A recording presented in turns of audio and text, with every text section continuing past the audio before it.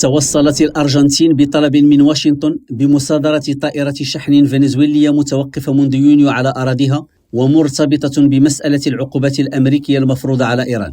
وكانت طائرة البوينغ 747 بيعت في أكتوبر 2021 إلى شركة فنزويلية من قبل شركة إيرانية في انتهاك للعقوبات الأمريكية ضد الكيانين، حسب ما ذكرت وزارة العدل الأمريكية لتبرير طلبها مصادرة الطائرة من الأرجنتين. وهبطت طائرة الشحن هذه في الأرجنتين في 8 يونيو، واحتجز أفراد طاقمها في البلاد. وقالت وسائل إعلام محلية أن قاض سمح مؤخرا ل12 منهم بمغادرة البلاد، لكن 4 إيرانيين و3 فنزويليين ما يزالون عالقين في الأرجنتين. وأوضح وزير الأمن الأرجنتيني أنيبال فرنانديز أنه تلقى معلومات من منظمات أجنبية حول انتماء جزء من الطاقم إلى شركات مرتبطة بالحرس الثوري الإيراني. وقالت وزارة العدل الأمريكية إن قبطان الطائرة عرف على أنه قائد سابق لهذا الجيش الإيراني الذي تعتبره الولايات المتحدة منظمة إرهابية، إلا أن طهران تؤكد أن وضع الطائرة قانوني تماما، وأن تجميدها جزء من عملية دعائية